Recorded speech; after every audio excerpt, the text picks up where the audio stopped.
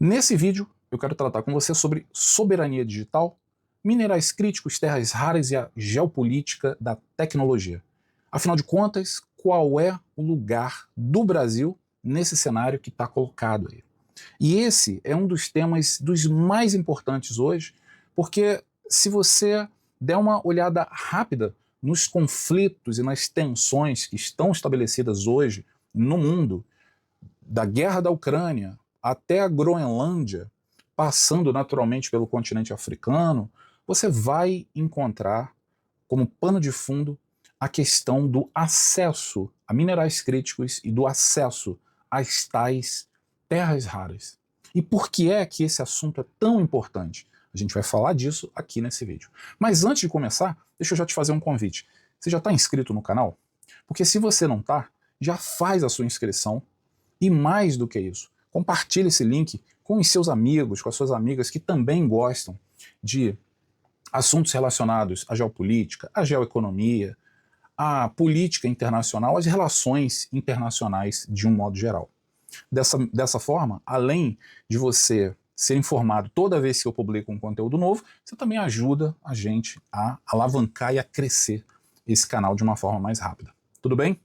Bom, mas vamos falar sobre a soberania digital. Então, afinal de contas, Alexandre, do que é que a gente está falando aqui? Bom, você sabe que no século XVIII, né, uma potência, uma grande potência, era aquela que dominava, que tinha grandes extensões de terra, grandes exércitos, né, um poder de acumulação de capital. Né? Essa era a grande potência, de um modo geral. No século XX, a geopolítica ela foi dominada pelo acesso e pelo controle à fonte de energia fundamental, eu estou falando do petróleo. E no século XXI? No século XXI, não é que os grandes exércitos, a posse de territórios ou o petróleo tenham perdido importância. Não é exatamente isso. Mas existe um outro componente aí, que é o componente que faz toda a diferença. Eu estou falando da tecnologia. Mas qual tecnologia, Alexandre? Porque a tecnologia, o homem ele tem, né, avanços tecnológicos desde 2000 anos atrás. Né? A descoberta da pólvora foi um baita de um avanço tecnológico. Né? A bússola. Né?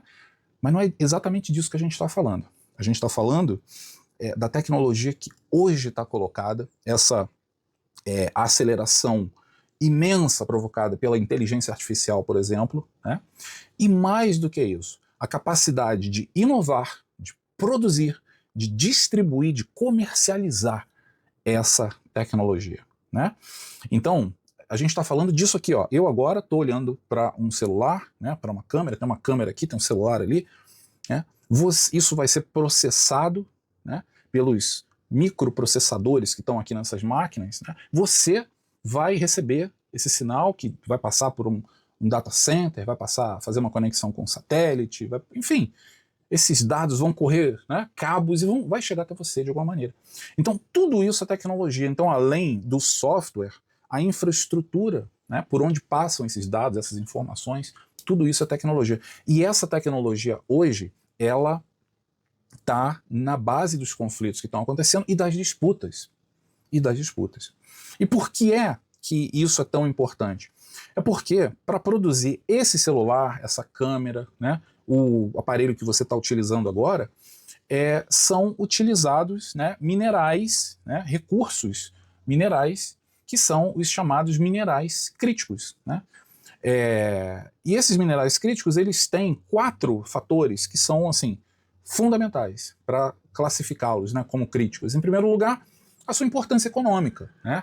Eles são essenciais para as indústrias-chave e para as cadeias de alto valor. Né? Então, a gente está falando de lítio, a gente está falando de nióbio, a gente está falando de silício, né? Quartzo, tá certo? Que é usado, né, para produzir a tela, display, esse negócio. Então, tem uma importância econômica. Segundo ponto, risco de interrupção. Ele se torna crítico na medida em que existe algum tipo de vulnerabilidade, um risco de interrupção né, no acesso a esse produto. Você imagina, você tem uma fábrica que fabrica telas de computadores e de repente você fica sem um insumo que é utilizado para produzir, né, a tela, quer dizer, sua produção para. Então, isso é extremamente sensível, é um risco colocado e por isso é crítico. Terceiro ponto, difícil substituição. Então, como é que você vai substituir um item, né, que é extremamente específico? Quarto ponto, concentração geográfica. Nem sempre você encontra esses materiais, né, esses minerais, de uma forma concentrada em um lugar, ou ainda quando você tem essa concentração, nem sempre você tem o local do refino, do tratamento desse material ali, o que torna o processo complexo, o que torna o processo oneroso e muitas vezes gera uma dependência em relação a esse ou aquele produtor ou fabricante. E isso acontece em particular com relação à China, porque a China hoje ela possui reservas imensas de minerais críticos e também domina o processamento, né, o tratamento desses minerais de uma boa parte deles. Alguns exemplos, né, as terras raras, o lítio, o níquel, o nióbio e vai por aí fora. Cada um desses itens é usado em indústrias altamente específicas. Eu estou falando, por exemplo, de baterias solares, eu estou falando de mísseis, eu estou falando de os equipamentos eletrônicos que a gente usa hoje, né, computador, celular, né, os veículos elétricos usam, né, esses insumos. E as terras raras? O que são as terras raras, afinal de contas? As terras raras são um conjunto de 17 elementos químicos. Lembra da tabela periódica? Né? Então, na tabela periódica, existem ali, né, 17 daqueles elementos ali que são ultra específicos. Né? Os lantanídeos, né, ítrio e vai por aí afora. Eles não são raros geologicamente, quero dizer, eles acontecem, não é assim, nossa, super difícil de encontrar. Não é isso. O difícil é você encontrar esses elementos reunidos, concentrados, né? E você ter, naturalmente, a infraestrutura necessária não só para extrair, mas também para beneficiar. E aí, de novo, a China está na frente desse negócio. Onde eles são usados? Como eu falei, motores elétricos, carros, turbinas, ímãs, né? Ímãs permanentes. Na indústria de defesa, né? Para fazer ligas mais resistentes, né? Para fazer materiais em radares, em aviões de caça, né? E na eletrônica, de um modo geral, processadores, servidores, os chips, né? E vai por aí fora. Então, essas terras raras, junto com outros minerais, formam o que nós chamamos aí de minerais críticos. Por que críticos? Por causa daquelas 4 características que a gente falou, né? E porque, naturalmente, das 4, né, eles estão associados à indústria de alto valor agregado. Alto valor agregado. Né? E não é à toa que os minerais críticos eles estão intrinsecamente associados à guerra, e à guerra moderna, a guerra de hoje. Se você for olhar na guerra entre Rússia e Ucrânia, os drones têm sido usados intensamente, né? A produção, a fabricação, o avanço de drones, né? Muito grande. É uma indústria de guerra, né? Muito sofisticada e atrelada a altíssima tecnologia. Né? Os drones, por exemplo, dependem de cadeias globais.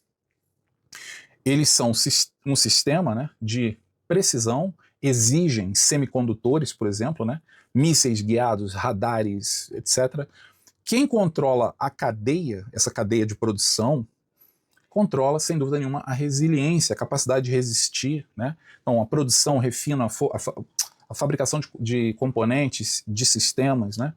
Então, qualquer um desses elos que venha a ser interrompido compromete o esforço de guerra. Então, é muito sensível. É alguma coisa que associa diretamente a tecnologia com a segurança nacional. E daí esses temas, né, o tema dos minerais críticos, ser uma pauta assim, incontornável da geopolítica do século XXI. Então, hoje, a gente pode, inclusive, dizer que não tem guerra tecnológica sem a presença dos minerais críticos. Eles estão em absolutamente tudo. Desde a aeronave, passando pelo míssil, passando pelos navios, pelos equipamentos individuais, pelos armamentos, pelas munições, enfim, são absolutamente fundamentais, né? E aqui tem um gráfico, né, da geopolítica das terras raras. Afinal de contas, quem está mandando nessa história toda? Então, em primeiro lugar, temos que destacar a China. Por quê? Porque a China tem uma alta concentração de reservas e tem uma alta concentração também, uma alta participação no refinamento, né? Então, além de ter a reserva, o material bruto, eles controlam, eles dominam a cadeia de beneficiamento. Só para você ter uma ideia, a China é um dos poucos países, ou o único país praticamente, que tem essa combinação. O Brasil, por exemplo, tem terras raras, mas o Brasil não beneficia terras raras, né? E também não extrai terras raras, né? O Brasil está ainda numa fase muito incipiente, né, nessa corrida, né? Os Estados Unidos, por exemplo, eles têm terras raras, eles extraem, né, mas eles não beneficiam. O que eles fazem então? Eles compram insumos da China. Eles compram materiais da China. Eles já compram os itens beneficiados, né, da China, de Taiwan. Daí a importância, né, de Taiwan. Então, alta dependência, o mundo tem uma alta dependência da China, justamente porque os outros países têm uma baixa capacidade tecnológica, né? Os Estados Unidos, nessa história, eles têm buscado fazer o reshoring. O que é o reshoring? É trazer para dentro do território, novamente, né, as indústrias, as fábricas que produzem esses processadores, né, que beneficiam, de uma forma geral, as terras raras, né? Existe, naturalmente, um risco, né, de dependência, né, cada vez maior dessas cadeias, dependência especificamente em relação à China e à Europa, né? A Europa também tem uma produção insuficiente, assim como os Estados Unidos, e também, em boa medida, depende da China, tal como os Estados Unidos, né? Sendo que, nessa grande corrida, quem está à frente é a China e os Estados Unidos, fundamentalmente, né? Sendo que a China, ela detém, como eu disse, não só as reservas, mas também o beneficiamento. A diferença entre a China e o resto do mundo não é só a mina, é o processamento. Dominar o refino equivale a dominar o produto final. Os Estados Unidos e a Europa chegaram tarde nessa percepção e agora correm para recuperar o tempo perdido. E o Brasil está mais atrás ainda, porque ainda não chegamos, né, nesse ponto. Agora estamos começando a despertar para esse ponto, né, mas é muito importante que o país atue rapidamente nisso aqui, principalmente pelo fato de nós sermos. O Brasil é a segunda maior reserva de terras raras no mundo. Tá? O primeiro lugar é China, segundo lugar é o Brasil. Tá? Então, é muito importante que esse assunto esteja na pauta. E isso não é uma ação, né, de 1 ano, 2 anos, um governo. Isso aqui tem que ser objeto de um plano estratégico nacional. Tá? Eu vou continuar falando disso na sequência aqui. Então, olha só, o Brasil no mapa dos minerais críticos. Então, a gente detém 19% das terras raras do mundo, nós temos 90% do nióbio, tá? Somos líder absoluto na produção mundial de nióbio, 2% das reservas de grafite também, né? Todas essas aqui, a gente pode dizer subexploradas. No caso das terras raras, por exemplo, a gente ainda está na fase de prospecção, de identificar exatamente onde tem, quanto tem, qual é a estimativa, né? O Brasil detém grandes reservas também de níquel, de manganês. Em dotação natural, o país está entre os mais privilegiados do planeta. O problema não é o que está no subsolo, mas sim o que a gente faz do que está no subsolo. Certo? Não tenha a menor dúvida, você não tenha dúvidas de que o fato de o Brasil ter isso aqui desperta o interesse natural, não só dos Estados Unidos, mas também da China e de qualquer outro país que venha se desenvolver nesse campo. Veja, por exemplo, o acordo que nós firmamos essa semana passada com a Índia. A Índia, ela já está 10 anos na frente do Brasil, né? Em termos de tecnologia, em termos de PIB, em termos de... né? Então, a Índia está à frente do Brasil. E acabamos de firmar um acordo com eles que envolve não só terras raras, mas também minério de ferro. O grande ponto é que, em matéria de minério de ferro, por exemplo, o que nós fizemos ao longo da nossa história do século XX foi oferecer o minério de ferro como commodity, né, produto de baixíssimo valor agregado. O que não pode acontecer com terras raras é exatamente isso. É a gente entregar o material bruto para que ele seja processado lá fora, né? Esse é o ponto. A gente tem que estar pensando soluções dentro do Brasil para que a gente venda não o mineral, mas a gente venda o processador, a gente venda o microchip, né? Tal como a China faz. E aí esse é o paradoxo, né? Esse é o paradoxo brasileiro. Exporta minério, importa tecnologia. A gente não pode ficar nessa, né? Por quê? O que o Brasil tem? Reservas abundantes, reservas diversificadas, um território com potencial imenso, inexplorado ainda, e uma capacidade de extração estabelecida. O que a gente não tem? O refino, o beneficiamento, a gente não tem indústrias de componentes estratégicos, a gente não tem uma política industrial de longo prazo e nem uma cadeia produtiva que esteja integrada. Resultado, corremos o seríssimo risco de nos tornarmos fornecedores de um insumo da revolução tecnológica de outros países e de não sermos o protagonista dessa revolução tecnológica. Então, um alerta gigantesco nesse ponto, né? Justamente por isso que a gente tem o mais... o mais difícil é você ter esse material, né, no seu território. Veja o que está acontecendo com a Groenlândia. Dentre outros aspectos, tem a questão das rotas comerciais, tem a questão do planejamento de segurança, né, da estrutura de segurança que está sendo montada, mas tem também, na Groenlândia, a questão das terras raras.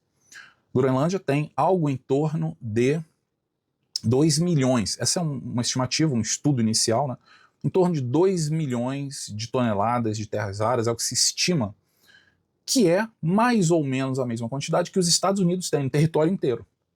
Enquanto o Brasil tem mais de 20 milhões. Tá? Então veja que os Estados Unidos, por exemplo, ao forçarem a mão com relação à Groenlândia, dentre outros aspectos, eles estão de olho também nessa reserva de minerais críticos que há lá, de terras raras que há lá. Apesar de parecer pouco, não é a quantidade que existe lá, ela é aproximadamente igual à quantidade que existe nos Estados Unidos. Então, ao incorporar aquele território ao seu território, os Estados Unidos dobrariam a sua reserva em terras raras. Faz sentido? Né? Então, veja, é uma corrida também por território, né?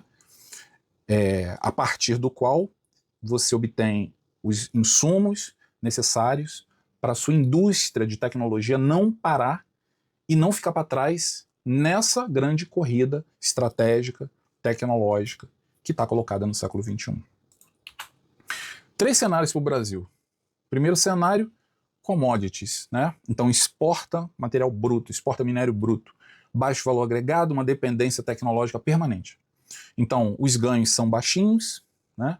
Você, em determinado momento, porque veja, esses minerais, eles não são renováveis, né? Eles não são renováveis.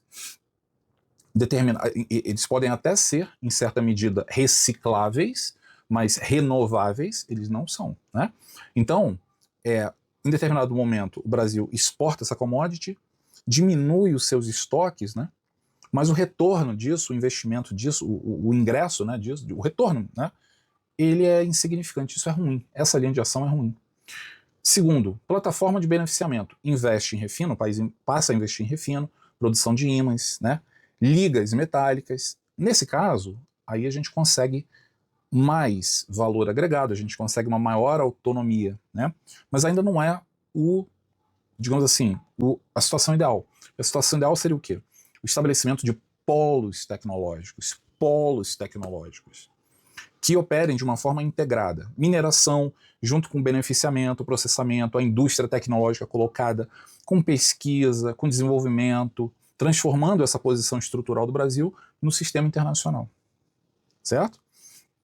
Isso, né, esse terceiro nível, né, um nível de polo tecnológico, ele exige pelo menos 20, 30, 40 anos, né, de uma política consistente. Veja bem, quando eu estou falando de política, é uma política de Estado, tá? Não é uma política de governo. É alguma coisa que, independente de quem estará no executivo ou no legislativo, deverá assumir como um compromisso do país. Por quê? Porque vai ter que destinar recursos para pesquisa, para engenharia, né, para a indústria de componentes, naturalmente uma coordenação entre estados. Então tudo isso faz com que o país cresça, mas esse crescimento ele não é do dia para a noite, né? Isso demanda tempo, demanda uma visão clara, né, e estratégica de onde o país quer chegar, né? E, naturalmente, muito investimento, né? E esse compromisso firme de todos, né, na busca desse grande objetivo, né? E, por fim, né, uma conclusão que não é uma conclusão, é muito mais uma provocação, uma pergunta, uma reflexão, é exatamente se nós queremos ser a geografia ou a estratégia, né? Se a gente vai ficar no controle do território, eu sou o território que tenho, né, 20% das reservas de terras raras, eu tenho 90% do nióbio, né? Então eu posso ficar no nível da reserva e eu vendo a commodity, eu exporto a commodity, ou eu posso fazer parte da estratégia, eu posso pensar uma estratégia, né? Então, minerais críticos, eles são, sem dúvida nenhuma, o novo petróleo, né? Aquilo que o petróleo foi no século XX, hoje a gente pode dizer que são os minerais críticos, né? E o Brasil, no que diz respeito a isso, está muito bem posicionado, mas é muito bem posicionado de uma forma que, assim, é um crime não aproveitar esse potencial, tá?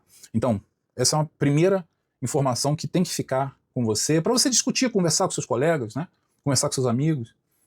Segundo ponto, sem cadeia produtiva, as reservas que a gente tem são apenas, como eu disse, né, geografia, só território, só paisagem, né? Por quê? Porque já existe uma corrida colocada e essa corrida não é exclusivamente sobre as reservas. É óbvio que para você produzir você precisa do insumo, mas ter um insumo sozinho também não garante para você o progresso que você precisa. Então precisa pensar em cadeia produtiva. E a escolha do Brasil? Ser um fornecedor passivo da revolução tecnológica dos outros, ou a gente fazer aqui, né, o progresso, né, e fazer parte, então, desse avanço, desse progresso, né, através da produção feita dentro do país, né, investir na educação, pesquisa, desenvolvimento, tudo aquilo que eu falei, né, além, naturalmente, de ter a reserva, no que a gente já foi beneficiado, né, pela própria natureza. Tá certo? Então fica a sua reflexão, deixa aqui embaixo nos comentários a sua opinião, o que você acha a respeito disso, né? Como que você vê esse tema, porque esse é, sem dúvida nenhuma, um dos assuntos mais importantes que a gente tem hoje. Queria muito ouvir a sua opinião. E faço aqui de novo o convite que eu fiz no início. Se você ainda não se inscreveu no canal, já se inscreve, né? Dessa maneira você não vai perder os próximos conteúdos que a gente vai fazer. Tem muita coisa legal que está aqui na minha agenda para produzir os vídeos e gravar. E também compartilha esse link com seus amigos, com as suas amigas que gostam também desses assuntos. Você está no Mundo Geopolítico, eu sou Alexandre Souza, a gente se vê no próximo vídeo. Até lá!